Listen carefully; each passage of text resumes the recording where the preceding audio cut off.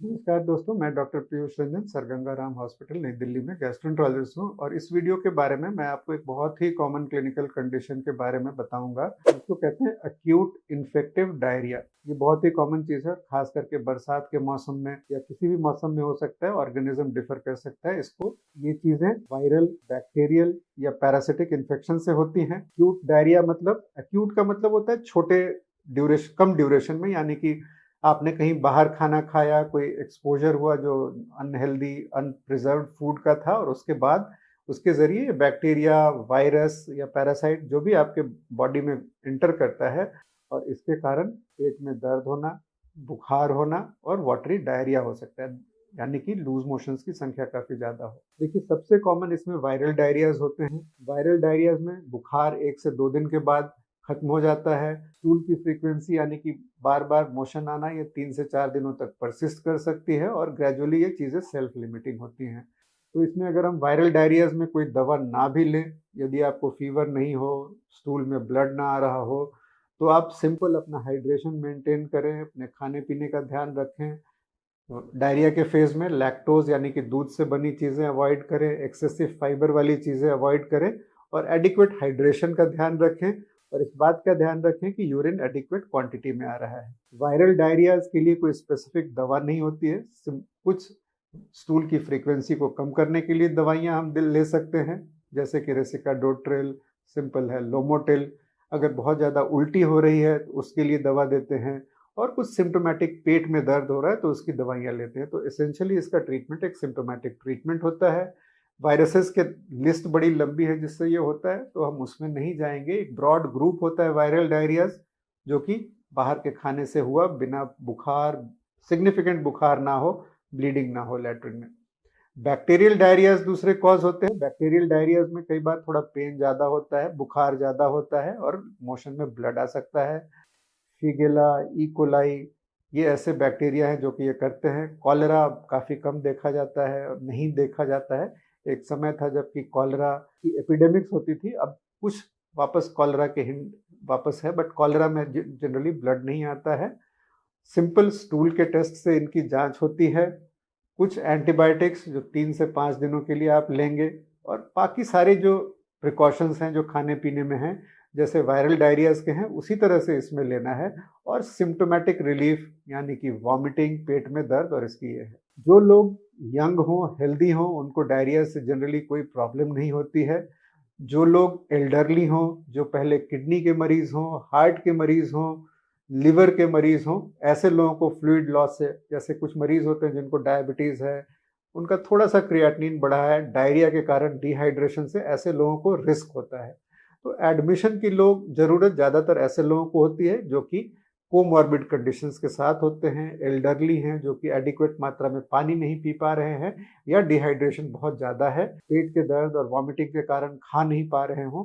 तो ऐसे में जो मैंने आपको बताया कि डायबिटीज़ और हल्की-फुल्की किडनी के असर कई बार डायरिया के कारण ये प्रेसिपिटेट होकर के बिल्कुल यूरिन बंद होने तक जा सकती है। तो ऐसे लोगों में सतर्क होने की बहुत ज़्यादा ज़रूरत है।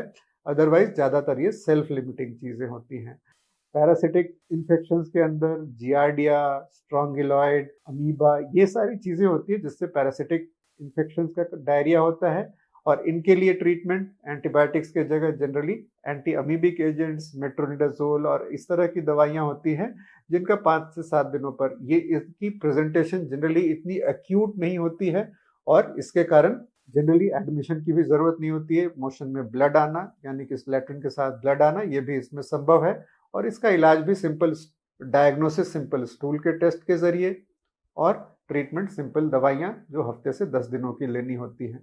एक्यूट डायरियाज में की तरह 2 मिलती-जुलती और चीज़ें होती हैं जो कई बार एंटीबायोटिक एसोसिएटेड डायरिया होती है। एंटीबायोटिक्स हम अगर ज़ुकाम के लिए, खाँसी के लिए लें, तो उसके बाद आप देखते हैं कि कई बार लूज़ मोशंस हो जाते हैं। ये बहुत ही कॉमन चीज़ है। कुछ एंटीबायोटिक्स इसके लिए ज़्यादा प्रीडिस्पोज़ करते हैं, जैसे कि क्लिंडामाइसिन होती है जिससे कि सी डिफिसिल डायरिया होता है, अमोक्सिसिलिन क्लेवेलिनेट होता है जिससे कि डायरिया होता है। तो ज़्यादातर ये डायरियाज भी सेल्फ लिमिटेड होते हैं और इसके लिए आप, जो सबसे इंपॉर्टेंट चीज़ है कि और ज़्यादा एंटीबायोटिक ना लें।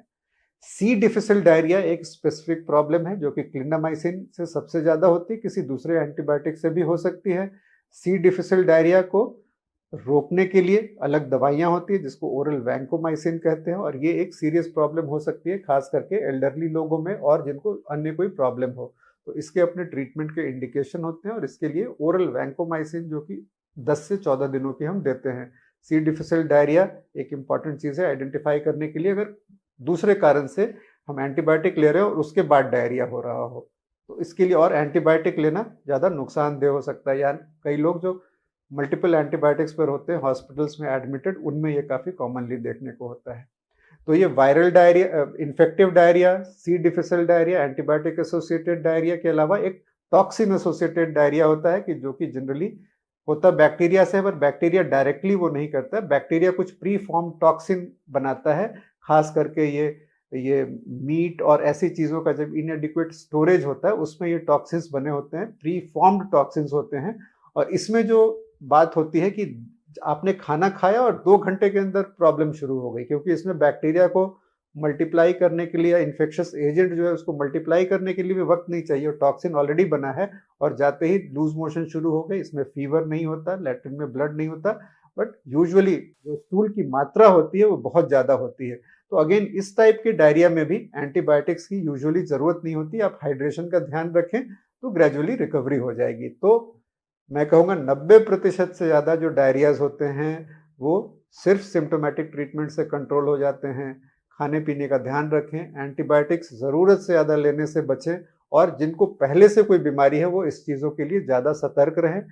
यूरिन की मात्रा का ध्यान दें, यूरिन अगर कम आ रहा हो, सबसे कॉमन कॉम्प्लिकेशन डिहाइड्रेशन का किडनी पे असर होना है, उस हालत में दाखिल होकर के आईवी फ्लूइड रिप्लेसमेंट और ऐसी चीज़ों की ज़रूरत पड़ सकती है। तो ये बहुत ही सामान्य बीमारी है और इसके बारे में एक सामान्य सी जानकारी, जो एक कॉमन सेंस से ज़्यादा ऊपर की जानकारी, आपको शायद इस प्रॉब्लम से बचाने में मदद करे। अगर आपको ये जानकारी अच्छी लगी तो अपने फ्रेंड्स और फैमिली मेम्बर से शेयर कीजिए। धन्यवाद।